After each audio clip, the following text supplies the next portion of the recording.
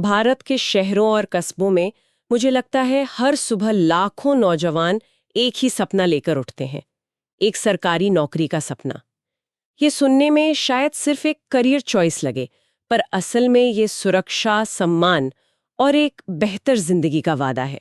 और ये सपना देखा जाता है किताबों के ढेर से भरे कमरों में, या फिर उन लाइब्रेरियों में जहां की खामोशी में भी एक अजीब सा शोर होता है। हाँ, उम्मीदों का, डर का और एक कभी न खत्म होने वाली मेहनत का शोर। बिल्कुल। आज हम इसी सफर को थोड़ा और करीब से समझने की कोशिश करेंगे। हमारे पास जो स्रोत हैं, उनमें कुछ एकेडमिक अध्ययन है जो इस तैयारी के मानसिक दबाव को आंकड़ों में दिखाते हैं। और कुछ उन लोगों की अपनी कहानियां भी हैं जो इस रास्ते पर चले हैं, कुछ ने मंजिल पाई, कुछ ने ठोकर खाई। और कुछ प्रेरक शब्द भी हैं जो इस सफर में हिम्मत का काम करते हैं। तो हमारा मकसद आज सिर्फ ये जानना नहीं है कि तैयारी कैसे होती है, बल्कि ये महसूस करना है कि इस पूरी प्रक्रिया में एक इंसान अंदर से क्या कुछ झेलता है। ये सिर्फ एक परीक्षा की कहानी नहीं है। ये एक इंसान के संघर्ष, उसके जुझारूपन और कभी हार न मानने वाले जज्बे की कहानी है। बिल्कुल। तो चलिए इस सफर को समझने की कोशिश करते हैं। मुझे लगता है इसकी शुरुआत ही एक बहुत बड़े बोझ से होती है, उम्मीदों का बोझ। हाँ, परिवार की, समाज की, और सबसे बढ़कर खुद से उम्मीदें। आपके सोर्स भी इसी तरफ इशारा करते हैं ना? बिल्कुल। ये दबाव अदृश्य होता है, पर सबसे ज्यादा भारी शायद यही होता है। एक अध्ययन इसी बात पर रोशनी डालता है कि ये दबाव छात्रों में चिंता और तनाव कैसे पैदा करता है, उनकी सोचने समझने की शक्ति को कैसे कम करता है, और सबसे खतरनाक, उनके मन में असफलता का एक गहरा डर बिठा देता है।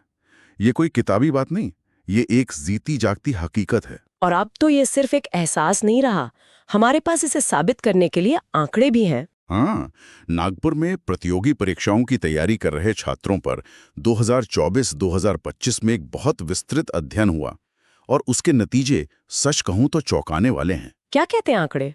उस अध्ययन के मुताबिक लगभग 36.46% छात्र डिप्रेशन, 39.04% एंग्जाइटी और 33.23% स्ट्रेस के लक्षणों का सामना कर रहे थे।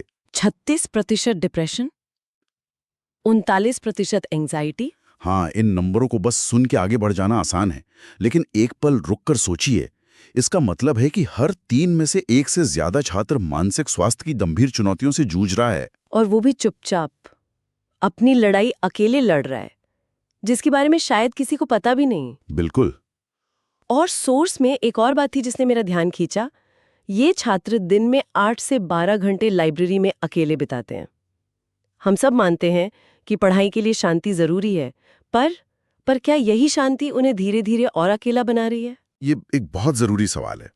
वो एकांत जो एकाग्रता के लिए जरूरी है, वो कब अकेलेपन में बदल जाता है, इसका पता ही नहीं चलता। हाँ। और ये विडंबना देखिए, पढ़ाई के लिए जो शांति चाहिए, वही शांति उन्हें समाज से, दोस्तों से और कभी-कभी तो परिवार से भी काट रही है। और अध्ययन में एक और बात भी थी कि ये मानसिक दबाव महिलाओं में पुरुषों की तुलना में ज्यादा पाया गया। हाँ, शायद सामाजिक उम्मीदों का बोझ उन पर और भी ज्यादा होता है। ये वाकई चौंकाने वाले आंकड़े हैं, पर इसमें एक और बात थी जो मुझे थोड़ी हैरान कर गई। कौन सी? मेडिकल क्षेत्र के स्नातक, मतलब MBBS, BAMS, BDS की डिग्री वाले छात्र, वो सबसे ज्यादा तनाव में पाए गए।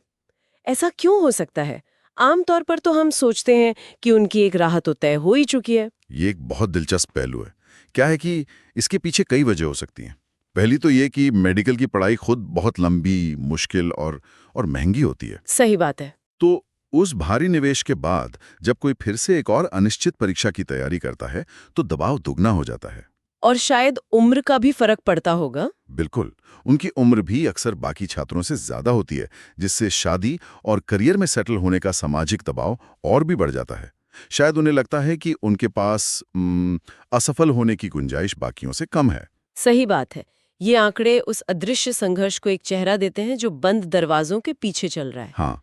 लेकिन आंकड़ों से परे इस संघर्ष का एक मानवीय चेहरा भी है, उन लोगों की कहानियां जिन्होंने इस आग के दरिया को पार किया है। बिल्कुल। और ये कहानियां हमें बताती हैं कि इन आंकड़ों के पीछे एक जीता जागता इंसान है, उसकी भावनाएं हैं। ऐसी एक कहानी है जितेंद्र सिंह राठौर की। इन्होंने SSC CGL परीक्षा में ऑल इंडिया रैंक 2 हासिल की। ये बहुत बड़ी उपलब्धि है। बहुत बड़ी। जब वो अपनी यात्रा को याद करते हैं तो कहते हैं, निराशा, चिंता और नाउमीदी से भरा सफर, लेकिन हर टीयर के परिणाम के रूप में छोटी-छोटी मीठी खुशियां भी थीं। वाह। उनके सोशल मीडिया पर उनकी स्टडी टेबल की एक तस्वीर है जिस पर किताबें और नोट्स बिखरे पड़े हैं। वो बिखराव, वो असल में उस खूबसूरत संघर्ष की कहानी कहता है। और ऐसी ही एक और जबरदस्त कहानी है निशु की, जो आज CAG में ऑडिटर हैं। हाँ, मैंने भी उनकी कहानी पढ़ी। उनका सफर हमें सिखाता है कि कभी-कभी मंजिल तक पहुंचने का रास्ता सीधा नहीं होता। बिल्कुल। उनका सपना डॉक्टर बनने का था, लेकिन मेडिकल एंट्रेंस में उन्हें असफलता मिली। उसके बाद उन्होंने SSC की तैयारी शुरू की, लेकिन यहाँ भी रास्ता आसान नहीं था। 2020 में वो मेंस परीक्षा तक पहुंची। फिर 2021 में डॉक्यूमेंट वेरिफिकेशन तक पहुंच गई। हाँ। लेकिन फाइनल लिस्ट में उनका नाम नहीं आया। मैं कल्पना करने की कोशिश कर रही हूँ कि कैसा लगता होगा डॉक्यूमेंट वेरिफिकेशन तक पहुंचकर बाहर हो जाना।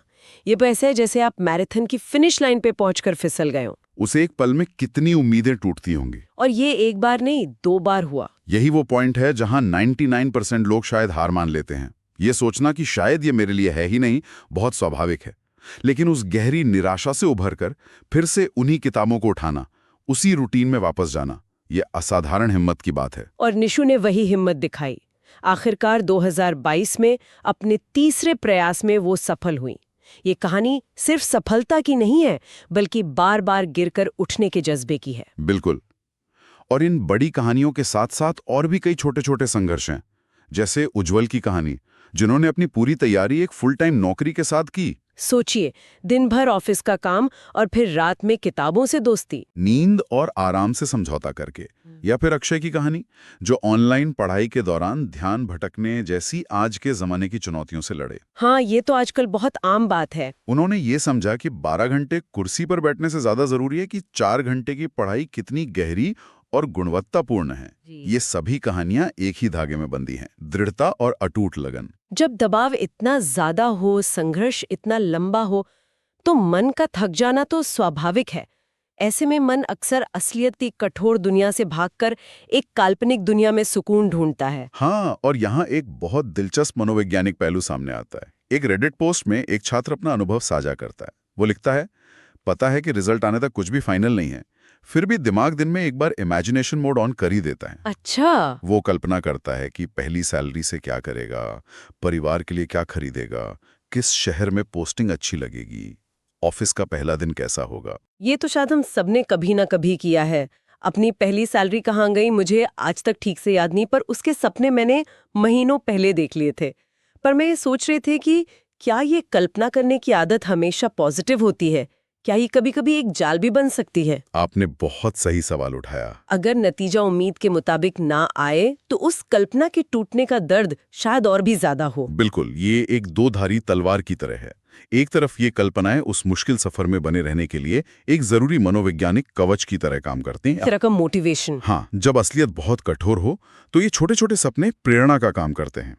ये याद दिलाते हैं कि ये सारी मेहनत किस लिए हो रही है, उस अंधेरी सुरंग के आखिर में दिखने वाली रोशनी की तरह। बिल्कुल। लेकिन हाँ, आपका डर भी जायज है। अगर कोई सिर्फ कल्पनाओं में ही खोया रहे और हकीकत की जमीन पर मेहनत करना कम कर दे, या फिर असफलता के लिए खुद को मानसिक रूप से तैयार न करे, तो नतीजा आने पर दिल टूटने का दर्द बहुत गहरा हो सकता है। हाँ, तो संतुलन बहुत जरूरी है। बिल्कुल। और जब कल्पना की शक्ति भी कम पड़ने लगती है, जब मन बहुत निराश हो जाता है, तब शायद प्रेरणादायक शब्द मरहम का काम करते हैं। हाँ, कुछ ऐसी पंक्तियां हैं जो इन छात्रों के लिए सिर्फ कोट्स नहीं बल्कि एक सहारा बन जाती हैं। जैसे, घायल तो यहाँ हर परिंदा है, मगर जो फिर से उड़ सका वही जिंदा है। बहुत खूबसूरत। ये पंक्तियां उस हर छात्र के दिल की आवाज है जो किसी टेस्ट में कम नंबर आने के बाद निराश बैठा है। ये उसे याद दिलाती हैं कि ये अंत नहीं है। भैया, एक और जो अक्सर सुनने को मिलती है, थोड़ा डूबूंगा मगर मैं फिर तैराऊंगा, ए जिंदगी तू देख मैं फिर जीत जाऊंगा। वाह, इसमें एक तरह की जिद है, एक चुनौती है जिंदगी को। बिल्कुल। और शायद सबसे जरूरी सबक इन शब्दों में छिपा है। हार तो वो सबक है जो आपको बेहतर होने का मौका देगी। ये सोचना कि हर असफलता असल में एक फीडबैक है, एक सीखने का मौका है, ये पूरे नजरिए को बदल देता है। ये पंक्तियां इतनी हिम्मत इसलिए देती हैं क्योंकि इनमें कहीं ना कहीं हम अपनी कहानी देख पाते हैं, है ना? बिल्कुल। और यही इन कहानियों की और इन शब्दों की सबसे बड़ी ताकत है। एक लेख में बताया गया है कि कोई भी कहानी यादगार कैसे बनती है। उसके पीछे कुछ भावनात्मक तार होते हैं जो सीधे हमारे दिल से जुड़ते हैं। अच्छा, और अगर हम ध्यान दें तो एक प्रतियोगी छात्र की यात्रा में वो सारे तार मौजूद हैं। ये दिलचस्प है। मतलब ये कहानियां हमें सिर्फ इसलिए अच्छी नहीं लगती कि इनमें अंत में सफलता है, बल्कि कुछ और भी है। हाँ, सबसे पहला तार है प्रेरणा का, इंस्पिरेशन। जैसे? जितेंद्र या निशु की कहानी। बिल्कुल। जब हम उनकी सफलता के बारे में सुनते हैं तो हमें प्रेरणा मिलती है। हमें लगता है कि अगर ये कर सकते हैं तो मुझ में भी वो क्षमता है।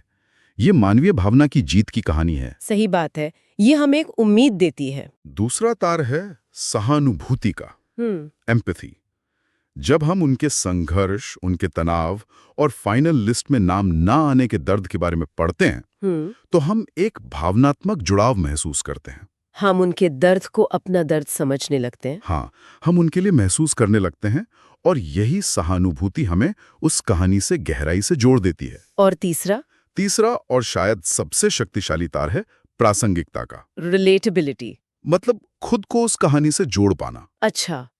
भविष्य के बारे में कल्पना करना, परीक्षा का डर महसूस करना, परिवार की उम्मीदों का बोझ उठाना, ये ऐसे अनुभव हैं जिनसे इस देश के करोड़ों लोग गुजरे हैं या गुजर रहे हैं। तो जब कोई अपनी कहानी में हमारी कहानी का अक्स देख लेता है तो वो कहानी सिर्फ उसकी नहीं रहती, हमारी भी हो जाती है। बिल्कुल। तो क्या ये कहना सही होगा कि इस सफर में हर छात्र अनजाने में खुद का लेखक बन जाता है? वो अपने संघर्ष को एक कहानी की तरह देखने लगता है जिसमें वो खुद हीरो है। हाँ। और यही चीज उसे रोज सुबह उठकर फिर से पढ़ने की हिम्मत देती है। आपने इसे बहुत खूबसूरती से समझाया। बिल्कुल यही होता है। इस कहानी में खलनायक कोई इंसान नहीं, बल्कि परीक्षा का दबाव है, सामाजिक उम्मीदें हैं या कभी-कभी खुद पर शक है। और जब छात्र इन सभी बाधाओं को पार करके सफल होता है तो वो कहानी पूरी होती है और हमेशा के लिए यादगार बन जाती है। यही वजह है कि ये कहानियां सिर्फ जानकारी नहीं देती, बल्कि एक गहरा भावनात्मक अनुभव देती हैं। तो ये है सपनों के बोझ